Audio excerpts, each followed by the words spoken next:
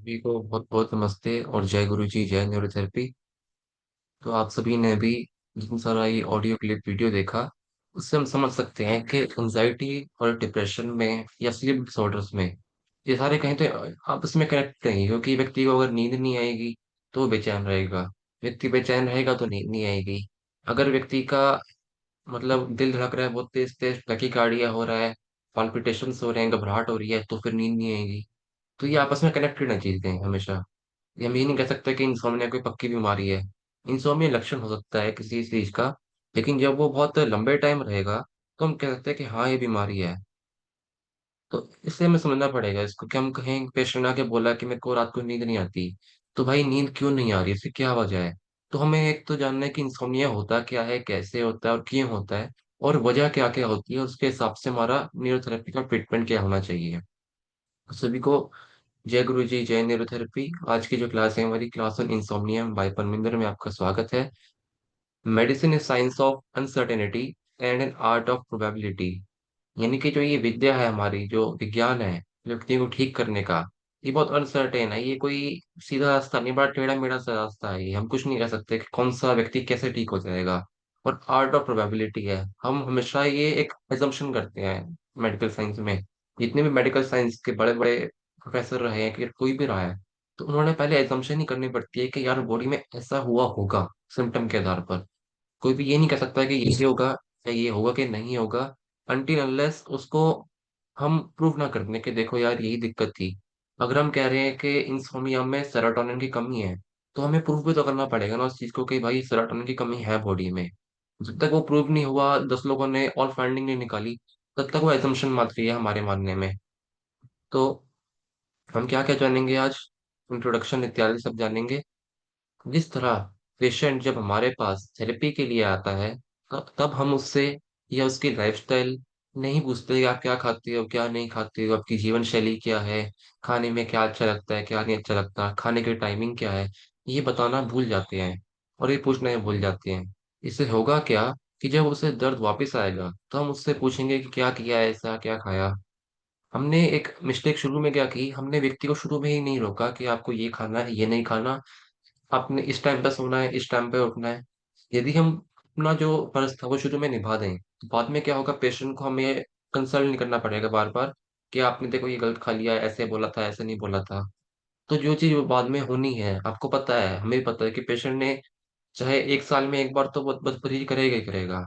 लेकिन अपने फर्ज को निभाते हुए हम उसको शुरू में ही बता देते हैं एक बार, देखो भाई आपने ये खाना खाना है और ये खाना नहीं खाना, तो क्या बुराई है इसमें। लेकिन हम शुरू में सबसे पहली गलती ही यही कर रहे हैं कि हम पेशेंट से बात नहीं करते, क्योंकि हम कई बार घबरा जाते हैं, थोड़ा सा झिझकते हैं पूछने में बात करने में। क्योंकि कई बार क्या होता है, पेशेंट हमारे सामने आता है जो थोड़ा ज्यादा पढ़ा लिखा होता है हमसे, कि पेशेंट कई बार हमारे अपोजिट जेंडर का होता है, तो हम उससे बात खुलकर नहीं कर पाते। लेकिन वहां हम छोटी सी गलती कर जाते हैं, क्योंकि जब पेशेंट को बाद में दिक्कत आएगी तो फिर उसको हैंडल करना मुश्किल हो जाता है। तो सबसे पहली चीज है बात करना, और डे टू डे लाइफ में क्या नियम होने चाहिए वो चीजें पेशेंट को क्लियर करना। इसी तरह कई बार पेशेंट का लाइफस्टाइल ही जो होता है वो खराब होता है, जिससे उसे स्वाभाविक रूप से नींद नहीं आएगी। अब ये सब बातें तो वो खुद नहीं बताएगा, पेशेंट तो सिर्फ यही कहेगा कि नींद नहीं आती। तो पेशेंट ने कंप्लेंट की, हम ला रहा कि एक पॉइंट क्या होता है, चीफ कंप्लेंट नींद नहीं आ रही। उसके बाद अलग सिम्टम क्या क्या है, और एक रूट कॉज कि नींद क्यों नहीं आ रही। अब वो पेशेंट तो नहीं बताएगा कि भाई मैं कुछ खाने पीने की गड़बड़ कर रहा हूँ, मेरे साथ ऐसा वैसा कुछ हुआ था। वो तो हमें पूछना पड़ेगा कि आपके साथ कोई ट्रॉमा तो नहीं हुआ, कोई इंसिडेंस रहा हो, कोई मानसिक आघात लगा हो, कोई परेशानी है लाइफ में आपके। तो वो पूछने पर बताएगा कि भाई ऐसी दिक्कत है मेरे साथ। बिना पूछे तो क्यों बताएगा वो। और कोई बंदा क्यों बोलेगा भी क्यों ऐसे बिना पूछे किसी अपनी चीजों के बारे में। तो पहली चीज है बात करना और रूट कॉज फाइंड करना।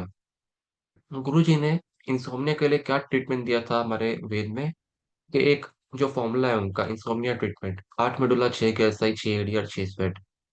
6 एडीआर क्योंकि शरीर में स्टेरॉइड हार्मोन कम हो तो भी व्यक्ति को नींद नहीं आती। गुरुजी ने यहाँ लिखा क्योंकि शरीर में स्टेरॉइड हार्मोन कम हो भी, तो भी का अर्थ है कि ये एक वजह है कि इस वजह से भी नींद नहीं आती। यही वजह होगी कि नींद नहीं आना, ऐसा नहीं लिखा गुरुजी ने, तो यही वजह होगी।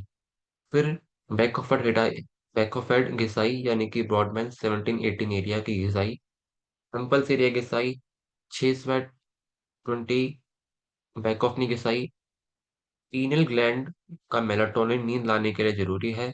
सो हाफ की 40 सेकंड भी लाभ दे सकता है। लाभ देगा ये नहीं लिखा गुरुजी ने कहीं भी कि लाभ देगा ही देगा। गुरुजी ने बोला लाभ दे सकता है, CADR भी लाभ दे सकता है, एट नोडुला भी लाभ दे सकता है, लेकिन कहीं पे गुरुजी ने ये ऐसा कहीं पे नहीं लिखा कि यही ठीक करेगा बंदे को, क्योंकि मेडिकल साइंस जानती है कि व्यक्ति को जो समस्या है उसके अनेकों कारण निकल सकते हैं। वो आपका हम कारण देखेंगे अभी कि क्या कारण हो सकते हैं। तो इंसोम्निया यानी कि नींद ना आना। Insomnia is a common sleep disorder characterized by difficulty falling asleep, यानी कि एक बहुत ही कॉमन स्लीप डिसऑर्डर यानी कि नींद की समस्या है जिसमें व्यक्ति को सोने में बड़ी समस्या आती है, पूरे टाइम जागे रहना पड़ता है। और एक तो हो गया सोने में दिक्कत है, पहली बात तो नींद आ ही नहीं रही। नींद नहीं आएगी तो पूरे टाइम जागते रहना पड़ेगा। चलो थोड़ी देर सो भी गए तो मात्र 2 से 3 घंटे, 3.5 घंटे, 4 घंटे इतनी ही नींद आएगी। वो भी बहुत डीप और गाढ़ी नींद नहीं आएगी। व्यक्ति जब उठेगा तो बोलेगा मेरे को फ्रेशनेस नहीं लग रही बॉडी में। और मान लो क्या होगा कि नींद आ गई तो टूट टूट के आएगी। 2 घंटे सो लिए, 1 घंटा जाके ना पड़ गया, फिर 2 घंटे सो लिए, फिर बाद में फिर आँख खुल गई। This can result in poor quality sleep and inadequate restorative sleep, which can significantly impact daily functioning and quality of life। तो व्यक्ति को जब नींद नहीं आ रही, सोया जागा पूरे टाइम जागना पड़ रहा है, फिर वो जागेगा तो कुछ ना कुछ सोचेगा। तो इससे क्या हो रहा है कि हमारी जो स्लीप की क्वालिटी है वो डाउन जा रही है। और हमारा जो स्लीप पैटर्न डिस्टर्ब हो रहा है। हमारी जो बॉडी की जो नेचुरल क्लॉक है, जो हमारी बॉडी की अपनी क्लॉक है जिसमें बॉडी को पता है कि मेरे को इस समय ये काम करना है, वो जो उसकी साइकिल है वो खराब होती जा रही है। और क्योंकि वो खराब होती है तो हमारे बॉडी के सिम्टम भी बिगड़ने लगते हैं। और जिससे हमारे को बॉडी में अन्य सिम्टम आएंगे कि सर में दर्द आना, थका थका लगना, फ्रेशनेस ना लगना, पेट साफ ना होना, कब्ज लगना। अगर पेट साफ भी हो गया तो शरीर भारीपन रहना, ऐसा लगना जैसे कि बहुत टाइम से हम आराम ही नहीं किया है। सो भी लिए 1 घंटा तो भी लगता है कि फ्रेशनेस नहीं लग रही। ये सब लक्षण आते हैं इंसोम्निया में। टाइप ऑफ इंसोम्निया, इंसोम्निया भी दो तरीके का है। एक तो एक्यूट यानी शॉर्ट टर्म, सेकंड है chronic long term. Acute insomnia क्या है? Short term insomnia that last from a few days to a few week. It often result from stress और ट्रॉमेटिक इवेंट। तो अर्थात क्या हुआ इसका? एक्यूट इंसोम्निया, मान लिया जाए कि एक व्यक्ति है, उसकी कोई लड़की से लड़ाई हो गई, कोई दुखद समाचार उसको सुनने को मिल गया, किसी ने कुछ बात बोल दी ऐसी, ये कोई भी मानसिक आघात लगा, कुछ भी ऐसा इवेंट हुआ उसके कारण उसको नींद आनी कम हो गई, कुछ भी कारण रहा उसमें। लेकिन कुछ हफ्ते में, 1.5-2 हफ्ते में, महीने भर में वो अपने आप में नॉर्मल आ गया, तो वो कहेंगे हम एक्यूट इंसोम्निया, कि वो कुछ टाइम के लिए हुआ, छोटा सा एक टर्म था, होके हट गया। फिर हुआ chronic insomnia, long term insomnia that occurs at least 3 times per week and lasts for 3 months or longer। तो एक्यूट में तो क्या था, कभी नींद आ रही है नहीं आ रही है, दिन में नहीं सो गए थोड़ा बहुत, तो टूट फूट सा था कुछ टाइम के लिए, लेकिन वो ठीक हो गया कुछ हफ्तों में। लेकिन जो क्रोनिक इंसोम्निया है उसमें क्या हुआ कि उनका क्राइटेरिया क्या है कि हफ्ते में कम से कम 3 दिन ऐसे रहेंगे जिसमें व्यक्ति को बिल्कुल नींद नहीं आएगी। और कम से कम 3 महीने तक ऐसा चलेगा। और यदि व्यक्ति को 3 महीने के बाद भी ये लगा रहे कि उसको नींद आनी कम होती जा रही है दिन भर दिन, तो वह क्रोनिक इंसोम्निया का पार्ट बन जाएगा। और इसमें हम और चीज क्लियर करें कि हमारे पास जो आते हैं पेशेंट, ये क्रोनिक इंसोम्निया के मैक्सिमम आते हैं, क्रोनिक इंसोम्निया के। हाँ, एक्यूट के भी अब आने लगे हैं धीरे धीरे, लेकिन मैक्सिमम जो आएंगे वो क्रोनिक के आएंगे। और वह भी ऐसे आएंगे कि मेरे घुटने में दर्द है, मेरे को कमर में दर्द है, बीपी शुगर है, और मेरे को नींद नहीं आती। मैं नींद की दवाई लेती हूँ, बेचैनी की दवाई लेती हूँ, 10 साल हो गए। ऐसे पेशेंट आएंगे हमारे पास, आते हैं, जो बेसिकली जो हमने देखा है सब लोगों में कि ऐसे क्रोनिक पेशेंट आते हैं। तो इसके कॉजेज क्या होंगे जो मेडिकल साइंस मानती है? तो साइकोलॉजिकल कॉजेज, स्ट्रेस हम सब जानते हैं, काम के प्रति, स्कूल के प्रति, हेल्थ के प्रति, परिवार के प्रति, ये सब स्ट्रेस होते हैं। और इससे व्यक्ति को क्या होगा, सोच में लगा रहेगा और नींद आनी कम होती जाएगी। Anxiety disorder, generalized anxiety disorder, panic disorder और PTSD अर्थात पोस्ट ट्रोमैटिक स्ट्रेस डिसऑर्डर। ये PTSD जो होता है ये मैक्सिमम लोगों में, जिसमें आपके जो आर्मी के लोग होते हैं, जो मिलिट्री के लोग होते हैं, जिन्होंने बहुत ऐसा ट्रोमेटिक इवेंट देखा है कि मार धाड़ हो रही है बुरी तरह, किसी ने किसी को मारा, खून खराबा हो रहा है। अब कोई बच्चा है, बच्चे के सामने कोई अब्यूज होगा ऐसा, फिजिकल अब्यूज के सामने में लड़ाई हो रही है बुरी तरीके से, तो उसके दिमाग में बहुत बुरा असर जाएगा, एक छाप छोड़ देगा वो इवेंट। तो जिन लोगों को तो एंजाइटी डिसऑर्डर होता है, यानी कि घबराहट बेचैनी की दिक्कत दिक्कत होती है, पैनिक, के मान लिया जाए, आपने देखा होगा कि कई लोगों को स्पीच डिसऑर्डर होता है कि वो पब्लिक फियर होता है। वो किसी के सामने 10 बंदे के सामने जाएंगे और उनके हाथ पैर कांपेंगे बुरी तरह, उनका सिर ठंडा पड़ जाएगा, वो बोल नहीं पाएंगे। तो ये सब एंजाइटी डिसऑर्डर, पैनिक डिसऑर्डर, इसमें क्या होगा कि मैक्सिमम सिंपैथेटिक नर्वस सिस्टम आपका हाइपर हो जाता है, जिसके कारण लोगों का पेट खराब रहेगा, क्योंकि डर रहेगा, फियर, बेचैनी, घबराहट। और जब भी sympathetic nervous system hyper active होगा, आपका एडीआर एक्टिव होगा, वहां पर फ्लाइट या फाइट सिचुएशन, लड़ो या मरो। फिर एक और कॉज है इसका, depression. Insomnia is a common symptom of depression, यानी कि जिस व्यक्ति को डिप्रेशन होगा उसका एक सिम्टम होगा इंसोम्निया की नींद ना आना। Negative thoughts, feeling of hopelessness can disturb sleep, के मन में बुरे बुरे ख्याल आ रहे हैं कि मेरा क्या होगा, कहीं ऐसा वैसा ना हो जाए, कहीं फ्यूचर में ऐसी कोई घटना ना हो जाए। तो दोनों में फर्क क्या है, एंजाइटी वाला जो है वो फ्यूचर के लिए घबरा रहा है कि कहीं ऐसा ना हो जाए। डिप्रेशन का जो मरीज है, उसके साथ पास्ट पे कुछ ऐसा हो चुका है, इसको सोच सोच के वह परेशान हो रहा है। तो ये थोड़ा सा एक अंतर है, एंजाइटी वाला फ्यूचर का सोचता है और डिप्रेशन वाला पास्ट का सोच सोच के घबराता है। और यही जब मिक्सअप होता है तो ये और सीवियर केस बनते जाते हैं। और डिप्रेशन वाले में क्या होगा कि एक अंदर से चाह होती है, जो होप होती है वो खत्म होती जाएगी। और जब व्यक्ति में होप खत्म होती है तो भी उसको नींद नहीं आएगी। कि आप खुद भी सोचिए कि आपको, मैंने अगर बोला कि आप 10 दिन में ठीक हो जाओगे, लेकिन 10 दिन में भी ठीक नहीं हो पा रहे आप, 15 दिन निकल गए, 20 दिन निकल गए, तो पेशेंट के अंदर की जो वो होप होगी, जो चाह होगी, वो डाउन होगी कि यार मैं ठीक क्यों नहीं हो पा रहा, मैं ठीक हो भी पाऊंगा या नहीं। तो ये होपलेसनेस है। जब उसमें ऐसी फीलिंग आएगी तो उसको नींद आनी कम हो जाएगी। तो ये कॉजेज हैं जो साइकोलॉजिकल है, मानसिक रूप से जो उसके कॉजेज हैं नींद ना आने के। इसके अलावा मेडिकल कंडीशंस क्या होंगे। तो आप मान लीजिए कि एक गठिया बाई का पेशेंट है, तो आपको 2 दिन बाद आके बोले कि सर मेरे को रात को नींद नहीं आई। तो आप सोचिए कि गठिया भाई का पेशेंट आके बोल रहा है कि मेरे को नींद नहीं आई, इसका क्या कॉज होगा। ये भी तो हो सकता है ना कि भाई गठिया भाई का पेशेंट है, कुछ बाई बाई खा लिया हो और दर्द बढ़ गया हो, दर्द के कारण व्यक्ति को नींद नहीं आ रही, कमर में दर्द है, डिस्क बल्ज है, स्लिप डिस्क है, दर्द इतना तीव्र है कि नींद आ ही नहीं पा रही, व्यक्ति का दर्द ही असहनीय हो रहा है। जिनको ऐसी कंडीशन है कि दर्द भयंकर है, तो उसको नींद कैसे आ जाएगी। तो वहां कैसे कहेंगे कि इसको इंसोम्निया हो गया है। भाई वो तो दर्द इतना तीव्र तीव्र है, वो सो कैसे पाएगा व्यक्ति। आप खुद के ऊपर भी अप्लाई करके देखिए कि हल्का सा पेट में दर्द हो जाए या दांत में दर्द हो जाए, तो इतनी पीड़ा होती है, उस पीड़ा में व्यक्ति कैसे सो पाएगा। किसी को हार्ट की दिक्कत हो, heart failure and other cardiovascular conditions can disturb sleep patterns. अब मान लो किसी को ब्रेडिकार्डिया, ट्रैकिकार्डिया हो, पाल्पिटेशन, मरमर हो, कि दिल जो है वो थोड़ा सा ठीक है, बाद में थोड़ा सा तेज धड़कने लग गया, थोड़ा धीमा धड़क रहा है, उसकी जो रिदम है वो इरेगुलर है। जब ऐसी चीजें रहेंगी तो भी शरीर जो है बेचैन होगा, जो कहेंगे घबराहट हो रही है, बेचैनी हो रही है, जैसे जीव घबरा रहा है, दिल गिर रहा है मेरा, ऐसे शब्द पेशेंट बोलेगा। तो कहीं ना कहीं अगर व्यक्ति को हार्ट की दिक्कत हो गई तो भी उसको नींद नहीं आएगी, और हार्ट की पंपिंग स्लो हो गई तो ब्रेन तक हमारा ब्लड नहीं पहुंच पाएगा। अस्थमा और अदर स्लीप डिसऑर्डर। अब अस्थमा के पेशेंट्स हैं, उनको रात को 12 बजे, 1-2 बजे, आधी रात को कई बार अस्थमा का अटैक आता है, वो धड़ाम से ऐसा करके वो उठेगा। तो इसमें उसकी क्या गलती है कि उसको नींद नहीं आ रही। अब वो उसके शरीर में जो अटैक हुआ, अस्थमा का अटैक पड़ा, उससे तो उसको उसको सांस आने में दिक्कत हुई, या उसको कुछ ऑब्स्ट्रक्टिव डिजीज हो कि सांस में नली में कोई रुकावट हो, और अचानक से उसको अटैक पड़ जाए, तो भी उसको नींद नहीं आएगी।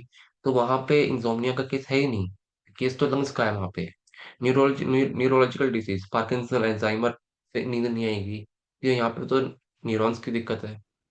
गैस्ट्रोइंटेस्टाइनल डिसऑर्डर, एसिड बन रहा है, पेशेंट को एसिड गले तक आ रहा है, जल रहा है पूरा छाती। आईपीएस है, पेट में दिक्कत है, गुड़गुड़ हो रही है, दर्द हो रहा है, बड़ा डिस्कम्फर्ट लग रहा है पेट में, छाती में दिक्कत हो रही है। फिर कई बार क्या होगा, छाती का जो एसिड रिफ्लेक्स है, उसका जो और क्या मिमिक करता है वो हार्ट की दिक्कत को, तो व्यक्ति बोलेगा मेरे को हार्ट की दिक्कत हो गई। तो ऐसी दिक्कत हम कैसे कह पाएंगे कि व्यक्ति को इंसोम्निया है। हाँ, अगर ये दिक्कतें लगातार बनती रहेंगी तो व्यक्ति इंसोम्निया के स्टेज में पहुंचता जाएगा कुछ टाइम बाद। लेकिन अगर एक दो बार हुआ, पेशेंट को रिफ्लेक्स हो रहा है एसिड का, अगले दिन उसने आके आपको बोला कि मेरे को रात को नींद नहीं आई, तो हम उसको क्या सेरोटोनिन ट्रीटमेंट देंगे या पेट का ट्रीटमेंट देंगे, या कुछ भी कोल्ड ट्रीटमेंट एसिड के लिए? तो वहां पे तो हमें पेट का देना पड़ेगा ना, कि भाई जब तक पेट ठीक नहीं होगा, इसका एसिड बनना या एसिड का जो ऊपर जाना है वो ठीक नहीं होगा, तक उसको नींद आने ही नहीं वाली। स्वाभाविक है। फिर आप हमेशा ध्यान रखिए कि जो एंटी डिप्रेसेंट्स हैं, एडीएचडी की दवाइयां हैं, स्टेरॉइड्स हैं, हाई बीपी की दवाइयां हैं, ये एलर्जी की दवाइयां हैं, इससे भी आपकी स्लीप डिस्टर्ब होती है। और एलर्जी की बड़ी सिंपल मेडिसिन है सिट्रोजिन। अब सिट्रोजिन खाएंगे तो आपको नशा हो जाएगा कुछ टाइम के लिए, फिर नींद आनी बंद हो जाएगी, फिर नशा हो जाएगा खाएंगे तो एंटी डिप्रेसेंट है, इसका भी लत लग जाती है। कॉर्टिकोस्टेरॉइड्स हैं, जबकि स्टेरॉइड के इंजेक्शन होते हैं, इसका इफेक्ट जो होता है वो शरीर पे बड़ा खतरनाक होता है। हाई बीपी की दवाइयाँ होती हैं, तो ये हाई बीपी की दवाइयों से साइड इफेक्ट आता है किडनी और हार्ट पे। तो उससे भी व्यक्ति को फिर जब दिक्कतें आएंगी, या फिर मान लिया जाए कि बीपी ठीक हो रहा है फिर भी दवाई खा ली, ये दवाई की पावर ज्यादा करनी पड़ेगी, तो फिर उसको बेचैनी होगी शरीर में। अब बेचैनी होना भी एक सिम्टम है, बेचैनी क्यों हो रही है वो भी ढूंढना पड़ेगा। अब लाइफस्टाइल की दिक्कतें हैं, अब किसी का शेड्यूल ठीक नहीं है, नाइट शिफ्ट कर रहे हैं रात को 12 12 दो बजे तक, उसमें गलती किसकी है? लेकिन मैं तो हमेशा ही पूछता हूँ कि गलती तो ना हमारी भी नहीं है कि हमने नहीं बोला उसको नाइट शिफ्ट करने के लिए, गलती उसकी भी नहीं है, हो सकता है वो मजबूरी में कर रहा हो। तो नाइट शिफ्ट कर रहा है व्यक्ति, नर्स होते हैं, वार्ड बॉय होते हैं, उनको तो नाइट शिफ्ट करनी ही पड़ेगी किसी भी हालत में। कॉल सेंटर्स हैं, 24/7 सर्विस देने वाले लोग हैं, उनको तो नाइट शिफ्ट करनी पड़ेगी किसी भी उसमें, क्योंकि फिर उनसे सर्विस वो तो हम ही ले रहे हैं ना लोग, और कौन ले रहा है? अब वो नाइट शिफ्ट कर रहे हैं, रात को खाना खा रहे हैं, कुछ भी कर रहे हैं, 12 बजे 2 बजे स्विगी से खाना, जोमेटो से खाना आ रहा है, तो उनका बॉडी का रिदम वक्त पे कर रहा है। Poor health sleep habits including napping during the day, using electronics before bed and irregular bed time routines. अब कई लोगों की आदत होती है दिन में सो जाना, यदि वो दिन में सोते हैं तो रात को नींद नहीं आती। सोने से पहले लैपटॉप पे काम करना या फोन पे लगे रहना, वो भी नींद नहीं आएगी। या कभी सो गए 10 बजे, कभी 11 बजे, कभी 11:30, कभी 9:30 चले गए सोने, तो ये एक रूटीन पे नहीं है अभी भी हमारा। एक अगर टाइमिंग होगी तो बॉडी उस हिसाब से काम करेगी। अब कोई व्यक्ति कैफीन, चाय बहुत पी रहा है, कॉफी बहुत पी रहा है, निकोटीन यानी सिगरेट, अल्कोहल का सेवन बहुत कर रहा है, इससे स्वाभाविक हमारे सोने जागने में फर्क पड़ेगा। While alcohol might help induce sleep, it can disrupt sleep later in the night. अब व्यक्ति ने मान लिया जाए कि अल्कोहल का सेवन किया, किसी भी नशीले पदार्थ का सेवन कर लिया, उस टाइम तो उस व्यक्ति को नींद आ जाएगी, लेकिन बाद में जाके जो उसका असर उतरेगा जब, तब उसको समझ आएगा कि ये थोड़ी सी मिस्टेक हो गई उससे, कि अभी तो नींद आ गई क्योंकि अल्कोहल ले लिए तो नशा हो जाएगा, नींद आ रही है। लेकिन जब उसका नशा उतर जाएगा, तो उनको महसूस होगा कि यार अब नींद नहीं आ रही है, कुछ प्रॉब्लम हो रही है बॉडी में। तो ये है हमारे कॉजेज जिससे हमारा यानी व्यक्ति को इंसोम्निया की दिक्कत होती है। फिर है कुछ अलग डिसऑर्डर का स्लीप एपनिया। अब स्लीप एपनिया बड़ा खतरनाक है, लेकिन हमारे थेरेपी में इसका सिंपल इलाज है 15 मिनट लाइन टू टू, क्योंकि ये एसिटाइलकोलाइन की कमी से होता है। क्योंकि सिंपल भाषा में बोले तो शरीर मन कह सकते हैं कि सांस लेना भूल जाता है कि मेरे को सांस लेनी है, अभी हमारा रेस्पिरेटरी सेंटर है वहां पे दिक्कत होती है। तो व्यक्ति क्या होगा कि आराम से सो रहा है, वो सोते होते करके वो ध्यान से उठेगा बड़ी तेज, कि उसको सांस नहीं आ रही, वो उठ के बड़ी लंबी गहरी सांसें लेगा। तो स्लीप एपनिया है कि characterize by pauses in breathing during sleep, यानी कि सांस की जो गति है उसमें मतलब वो रुक जाती है एकदम से, शरीर सांस लेना भूल जाता है, और व्यक्ति एकदम से अचानक से उठेगा कि मेरे को सांस नहीं आ रही, मेरे को सांस नहीं आ रही। तो उसमें बी पैप बाई पैप की मशीन यूज होती है, ताकि व्यक्ति सोते हुए भी सांस लेता रहे। Restless leg syndrome, an urge to move the legs, often accompanied by uncomfortable sensations। केवल व्यक्ति को क्या होता है कि सोते सोते समय पैरों में कुछ झंझनाहट होगी, या फिर लगेगा कि कुछ अजीब सी स्तंभन सी हो रही है, या दबा दबा सा लग रहा है। तो वो क्या करेगा, बार बार पैरों को ऐसा हिलाएगा, कभी ऐसे रख लेगा, कभी ऐसा मोड़ेगा, कभी ऐसा दबा लेगा, बीच में तकिया रख लेगा, कभी बोलेगा मेरे पैरों पे चढ़ जाओ। तो ऐसा डिस्कम्फर्ट होगा तो भी व्यक्ति को नींद नहीं आने वाली। Circadian rhythm disorder such as delayed sleep phase disorder और जेट लैग। अब क्या होगा कि हम आज जागे हुए हैं, कल सो गए, परसों फिर जागना पड़ गया। आज व्यक्ति लंदन में है, परसों अमेरिका में है, फिर इंडिया में है, तो वहाँ का जो टाइम गैप जो हुआ, जेट लैग जिसको कहते हैं, कि टाइमिंग का फर्क पड़ना, यहाँ तो सोने का टाइम है, वहां पे जागने का टाइम है। तो इससे हमारा जो डिसऑर्डर है वो मतलब रिदम है वो बिगड़ जाता है। हार्मोनल इम्बैलेंस सबसे ज्यादा जरूरी है। Imbalance in hormones such as cortisol, thyroid, and endocrine hormone like estrogen or progesterone can contribute to insomnia. For instance, menopausal women often experience insomnia due to fluctuating hormone level. अब जब भी बात आए ladies की, तो ladies में बहुत चीजें देखनी होती है कि मेंसेस का लेवल कैसा है, मेंसेस कम ज्यादा तो नहीं हो रहे। अगर व्यक्ति की उस लेडीज की उम्र 45 अबव है, तो बहुत चांस बनते हैं कि उनका मेनोपॉज का टाइम बहुत निकट आ रहा है, और उस टाइम पर उनके बॉडी में जो फ्लक्चुएशन होगी हॉर्मोन्स की वो बहुत अधिक होंगी। अब थायराइड हार्मोन की बात है, जिसको हाइपोथायराइडिज्म होगा, हाइपर थायराइड होगा, उसको भी दिक्कतें आएंगी, वाली की नींद में कमी आएगी, नींद बहुत ज्यादा आएगी। अब बहुत ज्यादा आ रही है, बाद में नहीं आ रही, बहुत गर्मी बहुत ठंडी, ऐसी दिक्कतों में हमें हार्मोनल इम्बैलेंस को भी देखना पड़ेगा।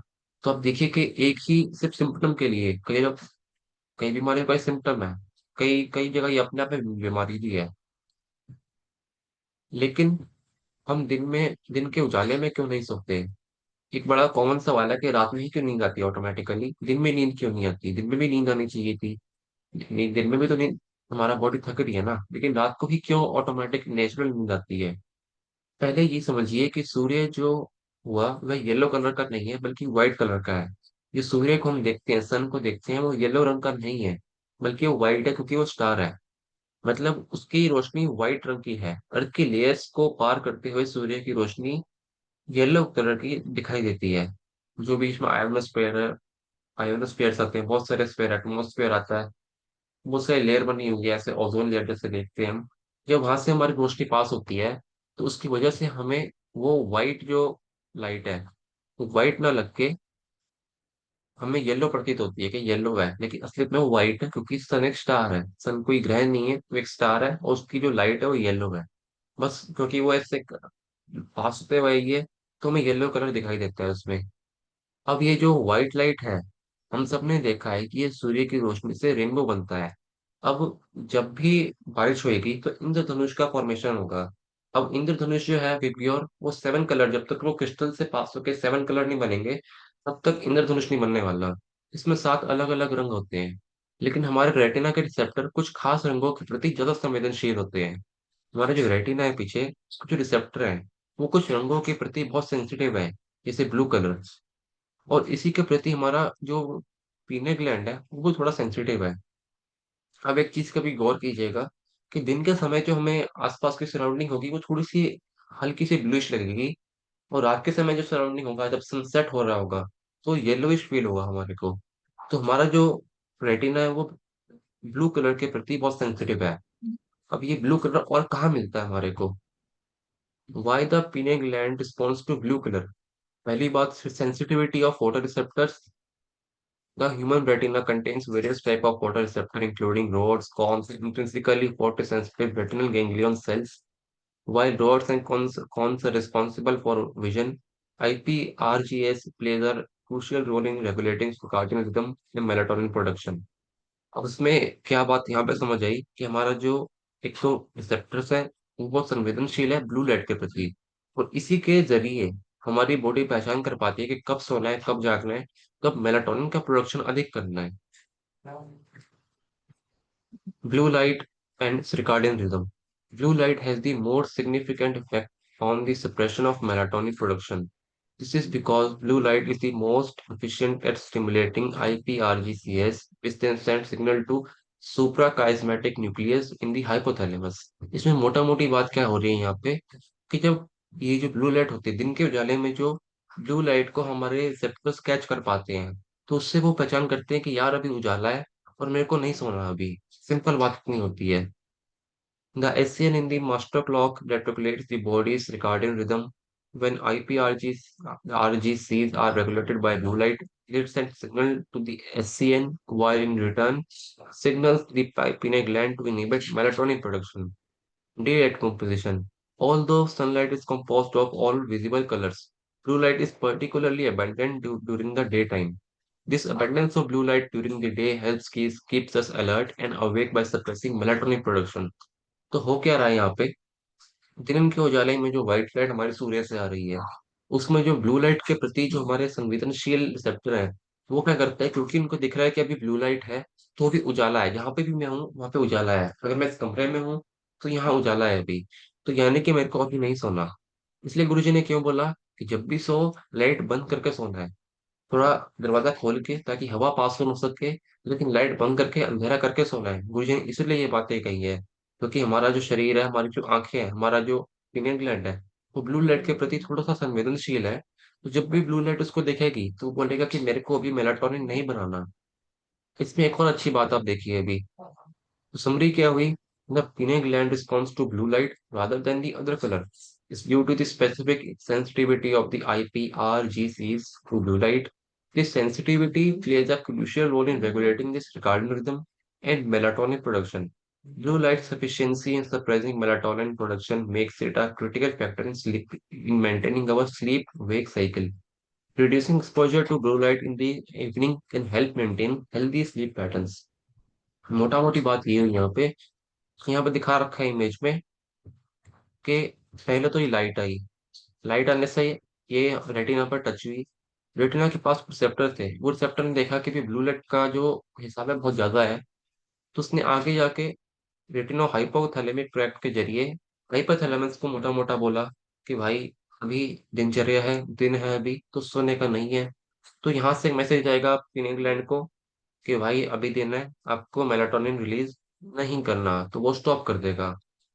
अब इसमें दूसरा क्या होगा, दूसरा आएगा एक हमारे पास कि अभी तो शाम हो गई है, शाम ढल चुकी है, तो वो क्योंकि शाम के टाइम येलो लाइट बहुत अधिक होगी, तो डार्कनेस होगी, तो रेटिना बोलेगा कि अब डार्कनेस है, क्योंकि दिन छुप रहा है, येलोइश एनवायरनमेंट है, दिन छुप चुका है, रात हो रही है, अंधेरा हो रहा है, तो रेटिना बोलेगा कि अब ब्लू लाइट की जो क्या कमी हो रही है, ब्लू लाइट अब नहीं है, तो हाइपोथैलेमस को मैसेज भेजेगा, हाइपोथैलेमस से पीनियल ग्लैंड को कि अब अंधेरा हो चुका है, अब मेलाटोनिन का प्रोडक्शन बढ़ा दो। तो मोटा मोटा ये होता है कि एक जो ब्लू लाइट है, ये बड़ा हमारे को दिक्कत कर रही है। ये ब्लू लाइट और कहाँ मिलती है हमारे को, mechanism of blue light induced insomnia. अब आप जो हम मोबाइल यूज कर रहे हैं, मेरे सामने जो लैपटॉप पड़ा है, आप जो मोबाइल पे मेरे को देख रहे हैं अभी, इस मोबाइल से भी ब्लू लाइट निकलती है। Suppression of melatonin production. Melatonin is a hormone. Melatonin is a hormone produced by pineal gland. Melatonin एक प्रकार का हार्मोन है जिसको हम हाफ के ये 40 सेकंड द्वारा पिनिक ग्लैंड से उपसाते हैं, जो कि सिग्नल देता है बॉडी को कि भाई अब सोने का टाइम है, अब जागने का टाइम है। और जब ये हमारे आसपास ये जो लाइट है यहाँ पे मेरे पास, इसमें से ब्लू लाइट आ रही है, मेरे सामने जो स्क्रीन है इसमें से बहुत ब्लू लाइट आ रही है, तब तक मेरा जो आंखें ब्लू लाइट के एक्सपोजर में रहेंगी, तब तक मेलाटोनिन का प्रोडक्शन सप्रेस होता रहेगा। This suppression can delay the onset of sleep and reduce overall sleep quality. और जब तक ये ब्लू लाइट जो ये स्क्रीन से निकलते जा रही है, निकलते जा रही है, मेरे आंखों के अंदर जा रही है, मेरे आंखों को पता लग रहा है कि यार अभी तो कल अभी दिन नहीं ढला है, तक वो मेलाटोनिन का प्रोडक्शन नहीं बढ़ाएगी। इसलिए शुरू में एक बात कही गई थी कि यदि इंसोम्निया ठीक करना है, तो सोने से पहले ये जो गैजेट्स है, हमारे इलेक्ट्रॉनिक डिवाइस है, इसको बंद कर दें पहले आधा घंटा 15 मिनट पहले, और फिर सोने जाएं, ताकि बॉडी को पता लगे कि अब सोने का टाइम हो गया है। जब सोए तो लाइट बंद करके सोए, गुरुजी ने ये बातें शुरू में लिखी कि जब सो लाइट बंद करके सो। अब आप खुद देखिए कि ये जो हमने बातें कही, तो मेरे ख्याल से ये जितनी भी जनता होगी शायद दुनिया की, मैक्सिमम लोग रात को सोने से पहले टीवी या मोबाइल देखते देखते सोते हैं। अब जब तक मोबाइल आंखों के सामने, तब तक आप देखना कि लोगों को नींद भी नहीं आती। तो पहली बात, जो पेशेंट हमारे पास आए सोने के लिए, उसको इतना तो मना कीजिए कि आपको एक तो टीवी बंद कर देना सोने से पहले, एक मोबाइल बंद कर देना है, एक लाइट बंद कर देनी है कमरे की। जब तक ये रहेगा तब तक नींद आने ही नहीं वाली। क्योंकि आप देखिए कि ये जो मामला है तो 50 साल, 60 साल या 100 साल का होगा मुश्किल से, जब से लाइट और ये इलेक्ट्रॉनिक डिवाइस आए हैं। तो उससे पहले जो नेचुरल चीजें होती होंगी तब भी तो लोग सोते ही थे। तो एक बात आप ध्यान में रखिए हमेशा, जब तक आप पेशेंट की ये चीजें ठीक नहीं करवाएंगे, मोबाइल का अधिक देखना, सोने से पहले ही मोबाइल को देखना, मोबाइल को सर के पास में रख के सोना, लाइट बंद ना करना, ये जो इस सब चीजों से भी आपका इंसोम्निया बढ़ता जाएगा। और ये बड़ा एक बेसिक चीज देखी हमने भी इंसोम्निया के बारे में, कि मेलाटोनिन का प्रोडक्शन कैसे होता है। मेलाटोनिन का प्रोडक्शन तब होगा जब उसको ब्लू लाइट का एक्सपोजर कम मिलेगा, जब मोबाइल, टीवी, लैपटॉप, जितनी भी इलेक्ट्रॉनिक डिवाइस में स्क्रीन लगी हुई है, उसका एक्सपोजर थोड़ा सा कम होगा, तब हमारे स्पिनिंग ग्लैंड के द्वारा ब्लू लाइट, सॉरी, मेलाटोनिन का प्रोडक्शन होगा। और वहां से हमारी जो स्लीप वेक साइकिल है वो ठीक होती जाएगी, और तब सही मायने में व्यक्ति स्टेबल होता जाएगा। गुरुजी ने वेद नंबर 11 वेद भाग 3 पेज नंबर 5 में ये बात कही कि सोते समय ध्यान दें कि कमरे में पूरा अंधेरा होता है कि पीने ग्लैंड ठीक से उकसाया जाए। सोते समय नाइट लैम्प यानी 0 वॉट बल्ब की भी आदत ना लगाएं तो बेहतर है। कारण, अंधेरे कमरे में सोने से आयु या उम्र लंबी होती है। कछुए की आयु दो 200-300 साल से ज्यादा होती है, और वह हमेशा अपनी गर्दन या मुंडी अंदर रखकर सोता है अंधेरे में। उसका क्या कारण है, क्या नहीं है, के कारण क्या है क्या नहीं है, वो हमने अभी अच्छे से देख ली है, बहुत अच्छे से कि क्यों होता है ऐसा, क्यों अंधेरा जरूरी है, अंधेरे से क्या फायदा मिलता है हमारे पीने ग्लैंड को और हमारे सोने में। अब एक और फिर आती बात कि यंगर एज में बहुत ज्यादा हो रहा है ये। क्यों हो रहा है? Late night study in young age. कि बच्चे जो रात को लेट सो रहे हैं, 12 बजे तक पढ़ रहे हैं, 2-2 बजे तक पढ़ते जा रहे हैं। आजकल लगभग हर बच्चा रात को पढ़ता है, और उसमें भी रात भर जागने के लिए वह कॉफी का सेवन अधिक करते हैं। और यही सब खराब आदतें बाद में आईबीएस जैसी बीमारियों का रूप ले लेती है। आईबीएस क्या है? यही एक साइकोलॉजिकल, एक साइकोसोमेटिक डिसऑर्डर है कि रात को बहुत देर तक जागे जा रहे हैं, और यही दिक्कतें, ये आदत बन जाती है। पढ़ाई करनी 1 महीना 2 महीना, लेकिन बाद में यही इनका आदत बन जाएगी। बॉडी को यही आदत पड़ जाएगी कि आपको, मेरे को 2 बजे ही नींद आने लगेगी। और फिर क्या होगा? बच्चा आगे भी 2 बजे 3 बजे सो रहा है। वहां से क्या होगा? स्लीप डिस्टर्ब, पूरी बॉडी डिस्टर्ब, पेट खराब, कब्ज होएगी, फिर उनको आईबीएस के सिम्टम आने लगेंगे, डब्ल्यूडी फिर वीक होता जाएगा। Natural sleep wake cycle. The body has an internal clock which is known as circadian rhythm, which regulates the sleep wake cycle. A clock is influenced by environmental cues, primarily light. तो यहाँ पर एक सिद्धांत लागू होता है, natural sleep wake cycle, जो body की अपनी एक क्लॉक है, बायोलॉजिकल क्लॉक है, इसको कहीं किसी ने बनाया नहीं है, लेकिन अपना चलती रहती है। और जो बाहर के एनवायरनमेंट है, बाहर की चीजें, एनवायरनमेंट है हमारा, सोना खाना उठना बैठना, ये लाइट, ये हमारे इस क्लॉक को अफेक्ट करती है। और यही बच्चा अगर यदि रात को लेट सोएगा, लेट तक जागा रहेगा, पढ़ता रहेगा लैंप की लाइट में, इसकी लाइट में, लाइट, ये ट्यूब लाइट पे, इसका जो सर्काडियन रिदम है, बॉडी की ऑर्गेनिक क्लॉक है, वो खराब होती जाएगी। और यही जो आदत है बाद में उसको एक बीमारी का रूप ले लेगी, और बच्चे को नींद आनी कम हो जाएगी। और आगे जाके यही उसको इंसोम्निया का नाम मिल जाएगा कि इंसोम्निया की बीमारी हो गई। लेकिन ये हुई क्यों, कैसे हुई, इसमें क्या क्या फैक्टर बने, उसके ऊपर हमें बात करनी जरूरी है। उसकी एज क्या है पेशेंट की, पेशेंट की आदतें क्या है, पेशेंट क्या करता है क्या नहीं करता है, कैसा उसका जीवन चल रहा है अभी, उसमें सुधार करके ही हम उसको ठीक कर सकते हैं इंसोम्निया के केस में। अब हो क्या रहा है, जब भी व्यक्ति, बच्चा पढ़ता है, लेट सो रहा है, तो एक तो उसके माइंड में स्ट्रेस पड़ेगा, उसका बोलना चालना कम हो जाएगा, कुछ टाइम में घबराहट शुरू हो जाएगी। इस इन चीजों से क्या होगा? उसका कॉन्फिडेंस लो होगा। जब वो शारीरिक रूप से ठीक नहीं है, मानसिक रूप से वो डाउन जा रहा है, हेल्थ खराब हो रही है, कॉन्फिडेंस डाउन होगा उसका, और आगे उसकी चीजें जो एग्जाम है, इंटरव्यू है, उसमें वो अच्छा परफॉर्म नहीं कर पाएगा। फिर क्या होगा? अगर उसका पेपर अच्छा नहीं जा रहा, उसके एग्जाम अच्छे नहीं जा रहे, उसके इंटरव्यू अच्छे नहीं जा रहे, वो ठीक नहीं होंगे, तो स्ट्रेस एंजाइटी बन जाएगी, घबराहट होएगी, बेचैनी रहेगी, टेंशन रहने लगेगी। और इसमें दूसरा क्या हुआ कि क्योंकि अब स्लीप शेड्यूल खराब है, तो आगे भी इसकी वो आदत बन जाएगी कि भाई ऐसे ही सोता है मेरे को। और ये भी बात होती है कि जैसा हम नींव पक्की करते हैं अपनी, हम हमेशा बात करते हैं कि नींव बनानी है, अगर नींव ही पक्की नहीं है हमारी, तो आगे का जीवन भी हमारा वैसा होता जाएगा।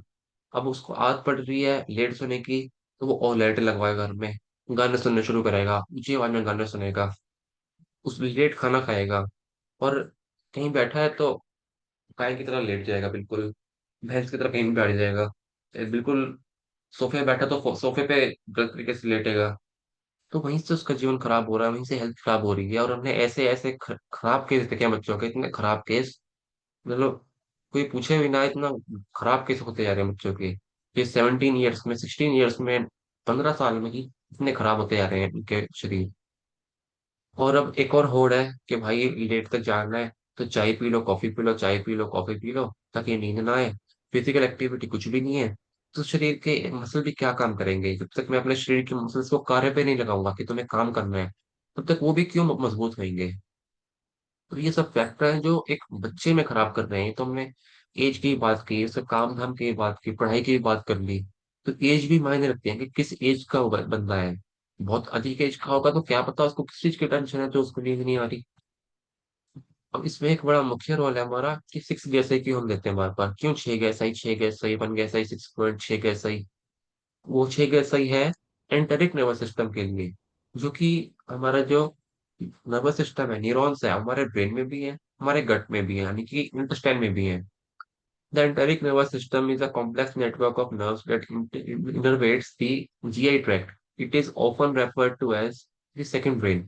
ये हमारा फर्स्ट ब्रेन है, और जो पेट में है इंटेस्टाइन का, ये हमारा सेकंड ब्रेन है। Due to its extensive network of neurons and its ability to function semi-automatically, regulation regulating may aspects of GI function independently of the CNS। हमारा जो ब्रेन है ये भी इंडिपेंडेंट है, इसको किसी के आदेश की जरूरत नहीं है। और जो हमारा ईएनएस है, एंटेरिक नर्वस सिस्टम है, वो भी सेमी ऑटोनोमस है, यानी कि आधा काम हो सकता है वो किसी हार्मोन के इसमें कर रहा हो, लेकिन काफी सारा कार्य वो खुद ही कर लेता है। बहुत सारे केमिकल निकलवाने हैं, न्यूरो उसके न्यूरो ट्रांसमीटर है, वो खुद ही निकालता है। तो ये ईएनएस और सीएनएस आपस में कनेक्टेड है, यहाँ पर दिखाया भी हुआ है। Gut microbiota influences mood and behaviour. इसकी जगह पर brain chemistry influences functioning of the gastrointestinal tract. यानी कि अगर आपका पेट खराब है तो ब्रेन खराब, ब्रेन परेशान है तो पेट खराब, पेट खराब ब्रेन खराब, ब्रेन खराब पेट खराब, ये साइकिल है। ये होता रहेगा क्योंकि कनेक्टेड है आपस में। अगर आप टेंशन में बहुत लंबा टाइम रहेंगे तो पेट खराब रहेगा, और अगर आपका पेट खराब रहेगा तो आपके ब्रेन में इफेक्ट आएगा। हम क्यों पूछते हैं, गुरुजी ने क्यों बोला कि कब्ज ही हर बीमारी की जननी है, हर रोग की माता जो है कब्ज है, इसलिए गुरुजी ने बोला। और इसलिए हम छह ऐसे का प्रयोग बहुत करते हैं, ताकि एक तो पेट ठीक रहे, पेट के न्यूरॉन्स ठीक रहें।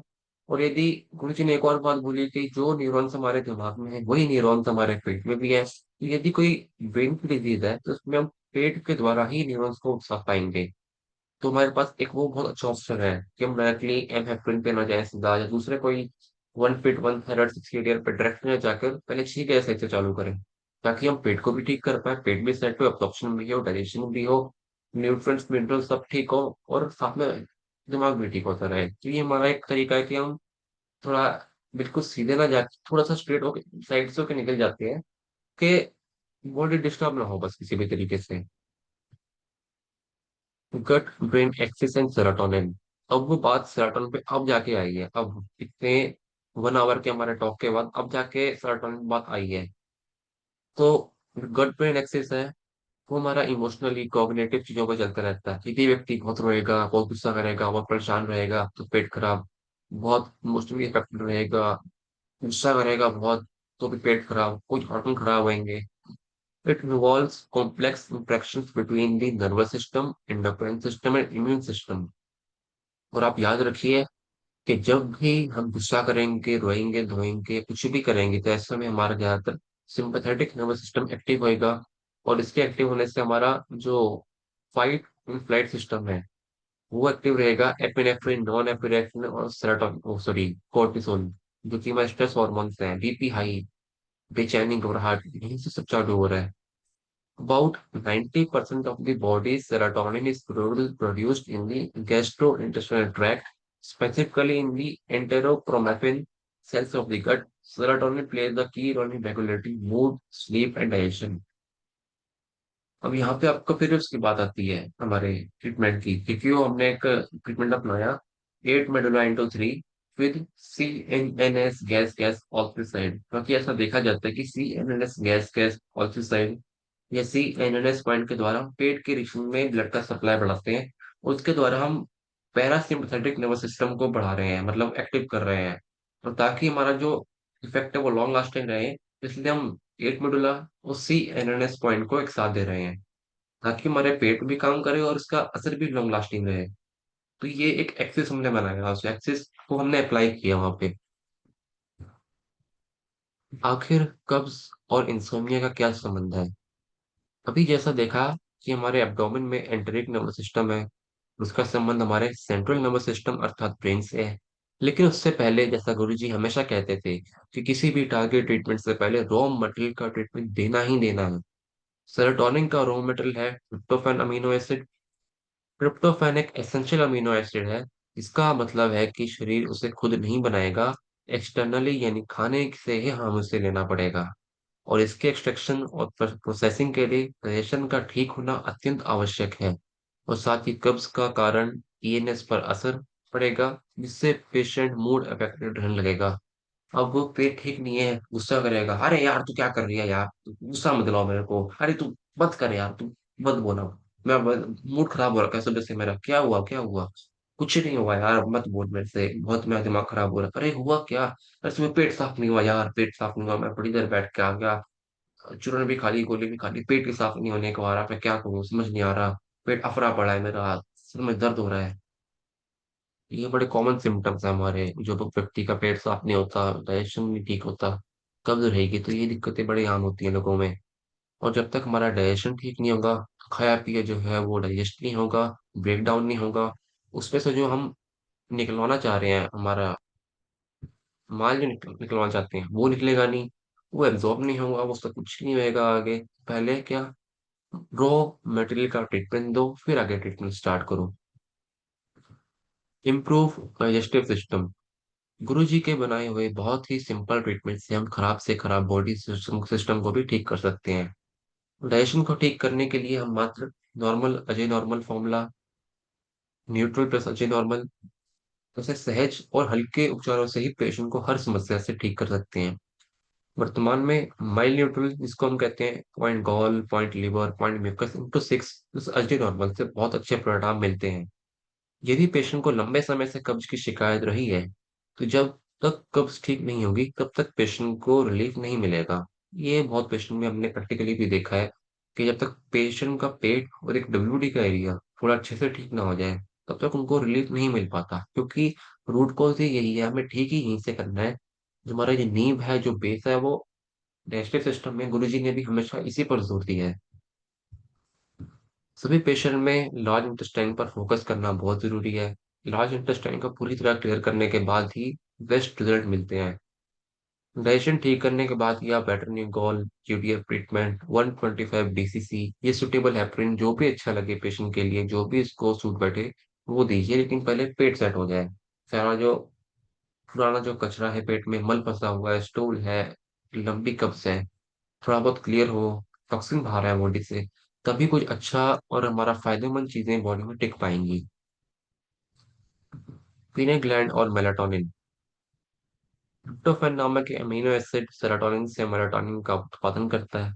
जिन्हें कई वर्षों तक यूडीएफ आता हो, उसके शरीर में ट्रिप्टोफैन ठीक से नहीं बन पाएगा। जो ठीक वक्त पर नहीं सोए या जिन्हें ठीक से नींद नहीं आती हो, उसके शरीर में सेरोटोनिन नहीं बनेगा। तो इन दोनों की कमी से ही मेलाटोनिन की कमी हो सकती है। यह पीनियल ग्लैंड का मुख्य मैसेंजर है।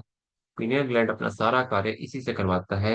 एलिमेंट्री वेद भाग एक पेज नंबर 66 पर ये लिखा हुआ है, यहाँ से हमें मोटा मोटा ये पता चलता है कि पेट ठीक किए बिना हम आगे नहीं बढ़ पाएंगे। मेलाटोनिन के कार्य, biological clock, ageing process, functions and development.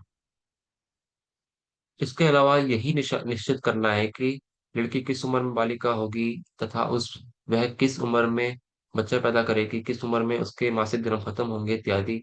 जरूरत होने पर हम थायराइड ग्लैंड के T4 हार्मोन को T3 में कन्वर्ट करवाते हैं। इससे शरीर को ज्यादा एनर्जी और हीट मिलती है। इम्यूनिटी, आत्मरक्षा, मेलाटोनिन हार्मोन बिगड़े हुए थाइमस ग्लैंड को सुधार कर इम्यूनिटी इम्यूनिटी बढ़ाता है। सन 2000 में गुरुजी ने एक अद्भुत उपचार निकाला है, जिसे देने के बाद देखा गया है कि सेरिब्रल एट्रोफी यानी दिमाग की एट्रोफी भी खत्म हो जाती है। सो ये सोचा जाता है कि इस उपचार के द्वारा हम पीने ग्लैंड को उकसाते हैं। हाफ की 40 सेकंड की 6 ट्रीटमेंट, लेकिन जो हम देते हैं शुरुआत में, हम 3 से या 2 से या 1 से शुरुआत करते हैं। Activating pineal gland. खराब जीवन शैली के कारण वर्तमान में सभी व्यक्ति देर रात तक जागते हैं, जिसके कारण पीनियल ग्लैंड सही समय पर एक्टिवेट नहीं हो पाता। वहीं सारी गड़बड़ी शुरू होती है। पहले, क्योंकि गुरुजी ने हमेशा जो वो बनाया है, स्ट्रक्चर बनाया है, पहले हाफ के 40 second pineal gland, hypothalamus pituitary gland, फिर पिट्यूटरी आगे थायराइड, एड्रिनल, एंडोक्राइन ग्लैंड को सिग्नल देगा, और इसी पीनियल ग्लैंड के कम काम करने पर पूरे सिस्टम पर असर पड़ता है। तो कंडीशन सिम्टम हिस्ट्री के अनुसार हाफ के 40 सेकेंड इंटू 6 दे सकते हैं, लेकिन कंडीशन सिम्टम्स और हिस्ट्री के अनुसार ही। तो पहले हमने मेडुला दिया रिसेप्टर्स के लिए, फिर हमने हाफ के 40 सेकेंड का प्रयोग किया। अगर आपको कंडीशन सिम्टम हिस्ट्री सब मैच होते हैं तो बिल्कुल ये ट्रीटमेंट दीजिए, पेशेंट को बिल्कुल रिजल्ट आएगा। अब सेरोटोनिन का प्रोडक्शन कैसे बढ़ाएं? जैसा कि शुरू में बताया गया कि serotonin neurotransmitter tryptophan amino acid से बनता है, और सेरोटोनिन के लिए गुरुजी 8 मेडुला या फुल सेरोटोनिन ट्रीटमेंट देते थे। लेकिन ध्यान रहे कि शरीर में रॉ मटेरियल का होना अति आवश्यक है। यदि रॉ मटेरियल नहीं होगा या कम मात्रा में होगा तो कोई भी केमिकल ट्रीटमेंट लंबे समय तक असर नहीं दे पाएगा।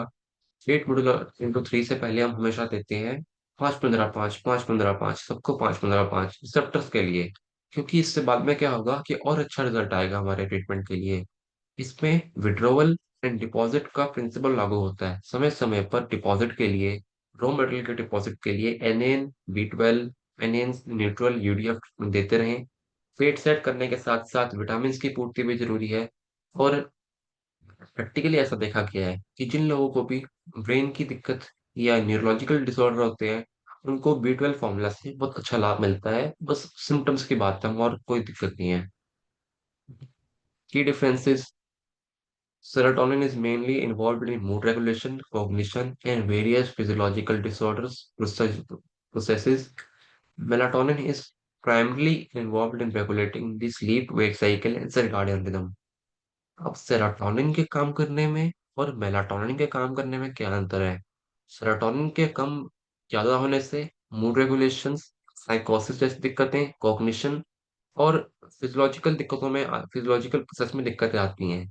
जो व्यक्ति बहुत एंजाइटी में होते हैं, बाइपोलर डिसऑर्डर, सिजोफ्रेनिया जैसी दिक्कतें जो साइकोलॉजिकल न्यूरोलॉजिकल दोनों हैं, वहां पर सेरोटोनिन डोपामिन को हम देखते हैं, क्योंकि ये मूड को भी ये रेगुलेट करते हैं। बहुत गुस्सा आना, बहुत हंसना, उदास हो जाना, खुश हो जाना, ये सब सेरोटोनिन के अंडर में आता है, और काफी सारे कार्य हैं। मेलाटोनिन का जो कार्य है वो सोना जागना और सर्काडियन रिदम को एक सही लय में बना के रखना, रिदम में बना के रखना, उसका कार्य इतना है।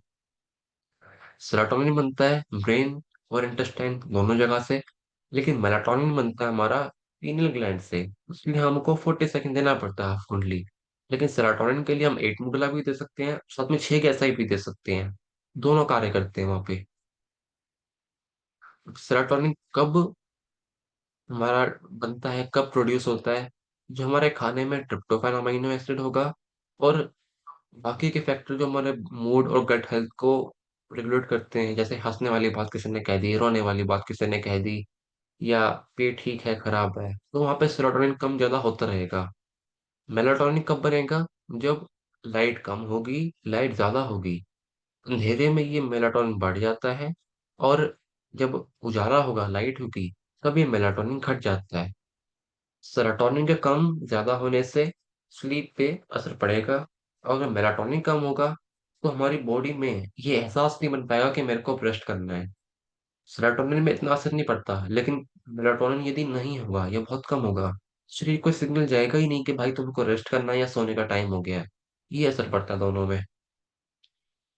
लेकिन यदि सेरोटोनिन भी नहीं होगा तो मेलाटोनिन भी नहीं काम करेगा, क्योंकि वो प्रिकर्सर है। उसके एक पहले पिछले स्टेप में सेरोटोनिन चाहिए, फिर आगे मेलाटोनिन बन पाएगा। दोनों का ही कार्य है, हम दोनों का नेग्लेक्ट नहीं कर सकते। बस हमें पहचान करनी आ जाए एक बारी कि यार 8 मिनट से काम बनेगा कि हफ्ते 40 सेकंड से काम बनेगा। कहीं ऐसा ना हो कि हम हवा में तीर चलाते रहे, आज 8 मिनट दिया, कल हमने यूडीएफ दे दिया, परसों हमने B12 दिया, तरसों नरसों जाके हम उसको दे रहे हैं हाफ कुंडली 40 सेकंड। तो अगर हमें पहले पता लग जाए थोड़ा बहुत भी इसकी जीवन शैली से, सिम्टम से, कि खराबी कहाँ पे आ रही है, हो सकता है कि हम उसको फर्स्ट डे में हाफ की 40 सेकंड अपने पूरे जोश के साथ दें और पूरा परख कर दें। हो सकता है पहले दिन में असर आ जाए और हमारा ट्रीटमेंट भी अच्छा बैठे, और इसको कोई विड्रॉ भी ना हो, शरीर में कोई दिक्कत ना आए बाद में, और असर भी लॉन्ग लास्टिंग रहे हमारे लिए। कई लोगों को 2 मेडोला × 6 भी कार्य करता है। ऐसे लोग जिन्हें काफी एंजाइटी होती है इंसोम्निया के साथ, उसमें 2 मेडोला का काफी लाभ देखा गया है। एंजाइटी के कारण ऐसे लोगों के हाथ भी कांपते हैं। एटेक्सिया के जैसी दिक्कतों में, मिड ब्रेन डिजीज में भी टू मोडुला काफी अच्छा काम करता है। इसका आगे भी देखेंगे हम। सबसे पहले कहें, सबसे अच्छी जो चीज है ऐसे पेशेंट के लिए, इंसोम्निया, डिप्रेशन, एंजाइटी, पैनिक, कुछ भी है, काउंसलिंग सबसे अच्छा है पेशेंट के लिए जो ऐसी दिक्कतों के साथ आ रहा है। जब तक पेशेंट को यह समझ नहीं आएगा कि उसकी खराब लाइफस्टाइल ही उसकी बीमारी का कारण है, तब तक वह खुद को नहीं बदलेगा, और तब तक उसको पूरी तरह आराम भी नहीं आएगा। इसलिए जितना संभव हो, पहले दिन पेशेंट को उसकी जीवन शैली जानने का प्रयास करें, और पेशेंट को उसकी गलतियों से अवगत कराएं, जिससे वो भी सावधान की रहे कि उसे आगे ये गलतियां नहीं करनी है। और आप ऑब्जर्व करेंगे कि इससे रिजल्ट भी अच्छे आएंगे। और बाकी जो दिक्कतें हैं कि लाइफ की प्रॉब्लम है क्या नहीं है, वो बात करके पता चलेगा कि असल जो रूट कॉज है वो कहाँ से है। हो सकता है कि हम किसी तरह उसकी हेल्प कर पाए उसकी दिक्कतों में। तो अगर हम ट्रीटमेंट की प्रॉपर बात करें, तो आज 17 नवंबर 2025 तक जो हमने ट्रीटमेंट अप्लाई किए लोगों पे, उसकी हम बात करते हैं लास्ट में आके। अक्सर mental disturbance, stress, trauma, overthinking, fear इत्यादि जैसी मानसिक समस्याओं के कारण नींद में कमी आने लगती है। ऐसी स्थिति में केवल full neutral treatment, spleen block से ही बहुत अच्छे परिणाम माँ और गुरु जी की कृपा से देखे गए हैं। कि व्यक्ति को जैसी भी दिक्कतें थी, लेकिन न्यूट्रल ट्रीटमेंट को पहले हम जानते थे कि ये केमिकल इम्बेलेंस ठीक करता है और साइड इफेक्ट ठीक करता है, लेकिन अब न्यूट्रल ट्रीटमेंट को हमने इतना प्रयोग किया और इतना अच्छे इसके रिजल्ट हैं कि व्यक्ति कितना ही सीवियर क्यों ना हो, सिर्फ 3 दिन 4 दिन न्यूट्रल ट्रीटमेंट देते ही उसमें फर्क दिखने लगता है। बीते समय में हमने ये देखा है कि हमारे पास अधिकतर क्रोनिक डिजीज के पेशेंट ही ज्यादा आ रहे हैं। मानसिक समस्याओं के केस में भी, क्रोनिक डिजीज यानी कि दीर्घकालीन जो बहुत लंबे समय से है, और इसमें भी ऐसे केस जो मानसिक रोगी हैं, जो इनको साइकोलॉजिकल मेंटल डिसऑर्डर है, मेंटल प्रॉब्लम है, उनमें बहुत लंबे समय केस हमारे पास आते हैं। इसमें हमने दो कंडीशन देखी। पहला, ये कि लंबे समय से ग्रसित होने के कारण उनका डाइजेशन और मेटाबॉलिज्म स्वाभाविक रूप से धीमा हो गया है। दूसरा यह है कि डिप्रेशन, एंजाइटी, इंसोम्निया में दी जाने वाली दवाइयों के कारण व्यक्ति में एडिक्शन पैदा होने लगती है, और जो दवाइयां वह ले रहे हैं उसके साइड इफेक्ट भी होते हैं। इन दोनों स्थितियों में न्यूट्रल ट्रीटमेंट को हम अधिक प्रायोरिटी देते हैं। न्यूट्रल ट्रीटमेंट से सभी स्थितियों में बहुत अच्छे लाभ मिलते हैं, बहुत अच्छे कंडीशन में बहुत फायदा मिलता है सच में। आप चाहे कहीं भी इसको अप्लाई करके देख लीजिए, पर यदि व्यक्ति को ऑटो इम्यून डिसऑर्डर है तो वह स्किन को ब्लॉक रखें। मेडिसिन के साइड इफेक्ट में 30 मिडुला 6 एडियर का काफी प्रयोग होता है, परंतु बहुत से केसेस में सिर्फ न्यूट्रल ट्रीटमेंट और 5-15-5 से ही काफी रिलीफ मिलता देखा गया है। और हम कहते हैं कि यदि एक काम छोटे में निपट रहा है, अगर न्यूट्रल ट्रीटमेंट जैसे हल्के ट्रीटमेंट से, 5-15-5 जैसे ट्रीटमेंट से अगर काम बन रहा है और व्यक्ति उससे रिलीफ में भी है, ठीक हो रहा है, तो हम फिर क्यों आगे जाएं। हो सकता है जब न्यूट्रल ट्रीटमेंट अपना पूरा कार्य कर दे, हो सकता है 10 दिन में उसका पूरा कार्य खत्म हो जाए, फिर वहां जाके उसका रिजल्ट कम होगा, फिर वहां पे हमें समझ आएगा कि अब ट्रीटमेंट को चेंज करना है, तो वहां से 10वें दिन जाके चेंज करेंगे हम। फॉर एग्जाम्पल, होता है एक हफ्ते में वो व्यक्ति को फर्क आ जाए, फिर हम ट्रीटमेंट चेंज करें। तो अगर जब उसकी जरूरत हमें महसूस होगी कि अब बॉडी में 8 मोडुला देने का टाइम आ रहा है, हाफ की 40 सेकंड देने का टाइम आ रहा है, तब हम वहां देंगे। ऐसे पेशेंट में हमें एक ट्रीटमेंट सेट बहुत अच्छा मिला है। 5-15-5 मोडुला, full neutral treatment, spleen block, दो ट्रीटमेंट, और बोथ विटामिन फॉर्मेशन। इससे देने से ही बहुत अच्छे परिणाम मिल रहे हैं इंसोम्निया केस में। बहुत ही क्रोनिक और सीवियर पेशेंट के लिए ये ट्रीटमेंट बहुत अच्छा कार्य कर रहा है। ये ट्रीटमेंट कुछ समय देने के बाद साथ में अजय नॉर्मल या 6 गैसाई भी ऐड कर सकते हैं। और ये ट्रीटमेंट की शुरुआत में 8 मिडुला इंटू 3 CNNS गैस गैस ऑल्ट्रीसाइड, ये जो ट्रीटमेंट है 5-15 के 5, 5-15-5 के बाद दे सकते हैं 8 मिडुला इंटू 3 को, ताकि पहले रिसेप्टर का काम 15 मिडुला करते, फिर 8 मिडुला कार्य और अच्छा हो। इसमें एक और फाइंडिंग मिली कि जिस भी व्यक्ति को बहुत एंगर इश्यूज होते हैं, गुस्सा बहुत आता है, चिड़चिड़ापन रहता है, जीभ लाल है, आंखें लाल है, और बहुत ही हाइपर हो जाते हैं एकदम से, उनमें 15 मिडुला 6 ADR और 9 गॉल 12 लीवर 6 गैसाई से काफी लाभ होता देखा गया है। कई लोगों के प्रश्न आते हैं कि 9 गॉल तो हम बच्चों में देखते हैं हाइपर एक्टिव में, तो हो सकता है कि कहीं एग्रीमेंट हो 9 कॉल का कि मैं सिर्फ बच्चों में काम करूंगा या हाइपर एक्टिविटी में काम करूंगा, लेकिन हमें वो एग्रीमेंट अभी भी नहीं मिला कहीं भी। तो हम 9 कॉल को बड़े में भी देते हैं, 9 कॉल 12 लीवर। ओके, हमें इससे काफी लाभ मिलने हैं लोगों में जिनको एंगर इशू बहुत होते हैं, गुस्सा बहुत आता है, चिड़चिड़ापन रहता है, गोल में बहुत हार्डनेस है, एसिडिटी बहुत होती है, गैस बहुत होती है। तो उन सब में 9 कॉल 12 लीवर और 6 गैस सही से फायदा मिला है। ऐसा भी देखा गया है कि जिस व्यक्ति का पाइल्स फिशर फिस्टुला का ऑपरेशन हुआ होता है, उन्हें कुछ समय के बाद ऑटोमेटिकली डिप्रेशन की स्थिति आने लगती है। ऐसे में पहले ऑपरेशन के असर के लिए उचित इंजरी ट्रीटमेंट का प्रयोग करें। फिर अन्य उपचार जैसे डब्ल्यूडी एरिया को ठीक करना, कर्व्स ठीक करना, बीपी शुगर कंट्रोल करना, इन सबको ठीक करके हम पेशेंट को स्टेबलाइज कर सकते हैं।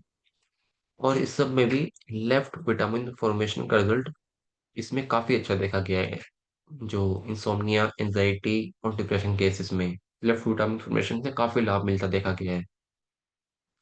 कई लोगों में जो पुराने ट्रॉमा का असर शरीर में रह जाता है, उसी के कारण बहुत सारी बीमारी शरीर में आती है।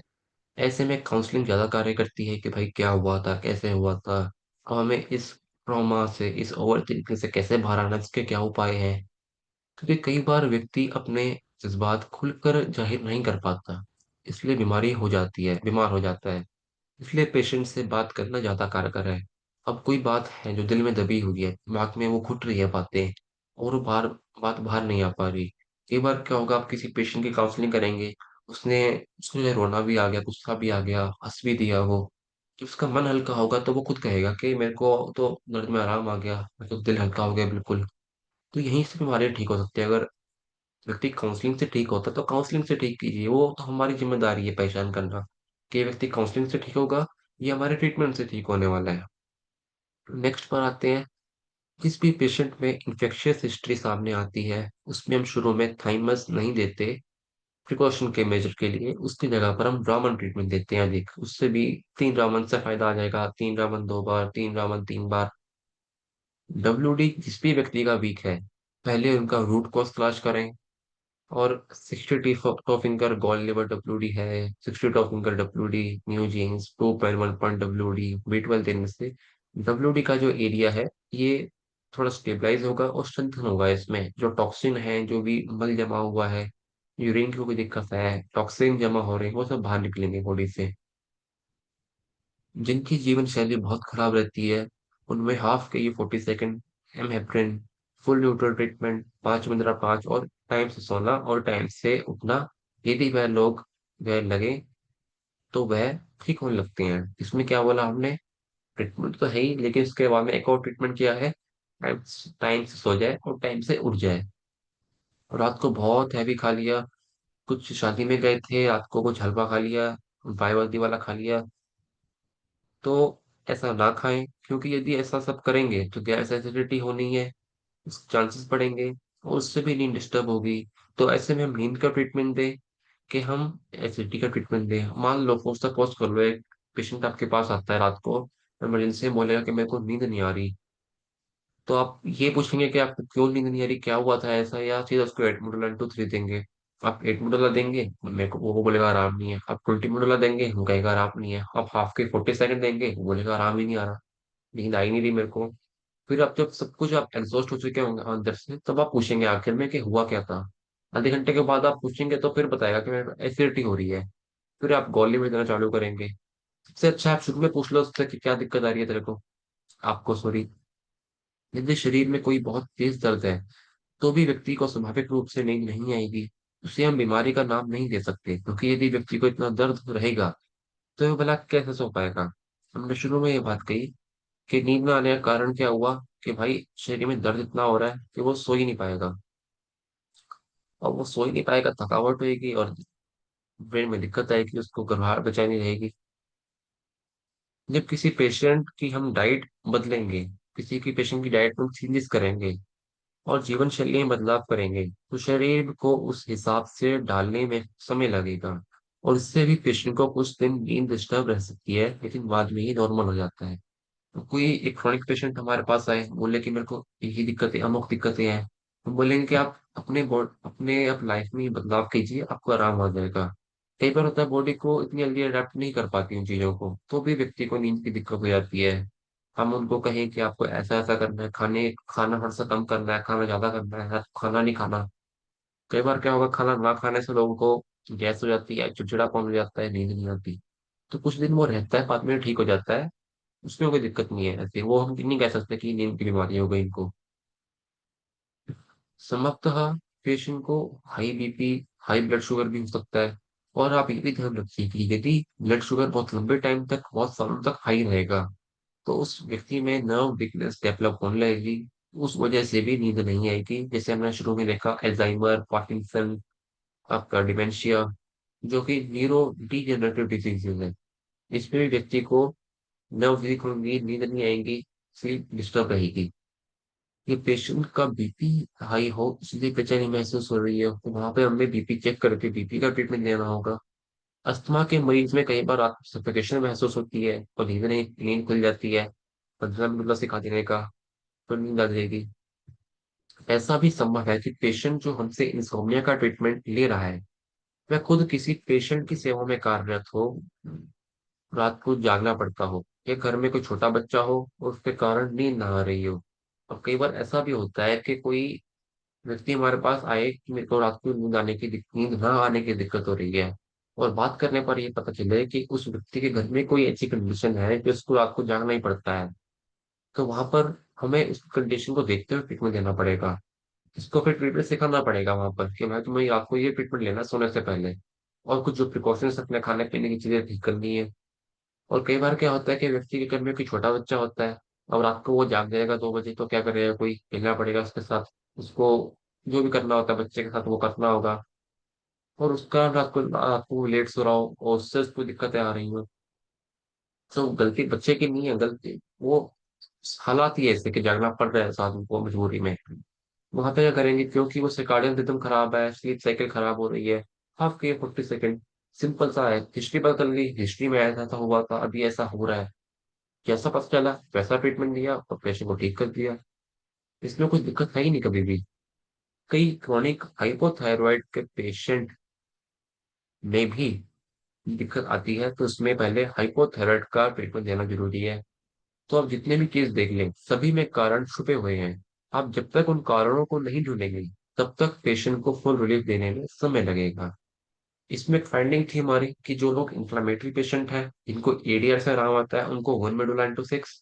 जो इन्फेक्शियस पेशेंट है, उनको 2 मेडुला से आराम आता है, उनको जो इन्फेक्शियस पेशेंट है, जिनको थाइमस से आराम आता है, उनको 2 मेडुला इंटू 6। इसका लॉजिक मैं आपको एक अलग क्लास में बताऊंगा। लेकिन ये जो ट्रीटमेंट है, ये भी काफी अच्छा काम करता है, मेडुला 2 मेडुला का ट्रीटमेंट।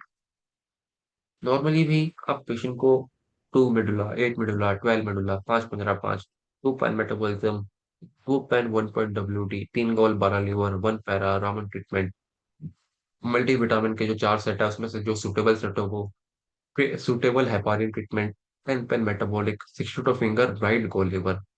जो 62 फिंगर राइट गोल लीवर है, ये ऐसा पॉइंट है, व्यक्ति को देते देते ही नींद आ जाती है, 62 फिंगर राइट गोल लीवर। तो ट्रीटमेंट ये सब दे सकते हैं आप उसके पेशेंट को। हमने सारी बात की कि किसको क्या क्या दिक्कतें हो सकती हैं, उसके हिसाब से क्या क्या ट्रीटमेंट दें। और जो भी दें, पहले आप चाहे एनएन दें चाहे न्यूट्रल दें, लेकिन पहले बेसिक पे, रॉ मटेरियल पे और विड्रोवल एंड डिपॉजिट के प्रिंसिपल पर ही काम करना शुरू करें पहले। उसके बाद ही आप अन्य ट्रीटमेंट पर जाएं आगे के लिए। और इसमें एक और चीज एक लेके आया है हम आपके लिए, कि जो भी व्यक्ति डिप्रेशन, एंजाइटी, इंसोमिया या मेंटल डिसऑर्डर या स्लीप डिसऑर्डर, ये पैनिक डिसऑर्डर के चपेट में थे, यानी कि जिनको वह रोग लगा हुआ था, उनकी हमने आपके लिए जीप की फोटो भी लेके आए हैं। जिससे अभी 2 जीबी देखेंगे, इन दोनों को ही एंजाइटी और स्ट्रेस डिसऑर्डर था, और दोनों की ही जीप काफी डिस्टर्ब्ड है। ये राइट वाली जीप देखेंगे तो ये पूरी ही खराब हो रखी है। तो मैं आपको क्या दिखाना चाह रहा हूँ कि ऐसे केसेस में सभी की जीप बिल्कुल खराब है। आप ये लेफ्ट में देख लीजिए कितना जीप डिस्टर्ब है, लेफ्ट ओवरी, राइट ओवरी को जिसको हम देख रहे थे, सारा एरिया दबा पड़ा है अंदर। ये राइट की चिप देखे तो कितने कट्स लगे हुए हैं यहाँ पे। तो ये देखा गया कि जिन जिन लोगों को भी क्रोनिक बीमारी थी, ये मेंटल डिसऑर्डर की या स्लीप डिसऑर्डर की, उन सभी में इनकी जो अंग थी वो बहुत ज्यादा डिस्टर्ब थी, बहुत ज्यादा। और ऐसे टंग में हम हमेशा रिकमेंड करेंगे कि आप फुल न्यूट्रल दीजिए या माइल्ड न्यूट्रल दीजिए, नहीं तो पॉइंट लीवर से ही शुरू कीजिए आप पहले, आप 5-15-5 के साथ। तो मैं आशा करता हूँ कि आपको समझ आया होगा कि इंसोम्निया के केस में या ऐसे स्लीप डिसऑर्डर के केस में क्या कॉज रहते हैं और हमें कैसे काम करना है उन पर। और हमसे पहले जो हमारे बॉलीवुड के एक्टर थे उन्होंने भी आपको समझाया कि इस पे कैसे और क्या काम करना है। तो इसी के साथ हम क्लास को यहीं पर विराम देते हैं। और यदि आपका कोई क्वेश्चन है या कोई क्वेरी है इंसोम्निया से रिलेटेड, प्रॉपर इसी बीमारी से संबंधित, तो आप हैंड रेस कर सकते हैं। तो इसी के लिए अभी तक सबको thank you very much and जय गुरु जी, जय न्यूरोथेरेपी। सभी का बहुत बहुत धन्यवाद।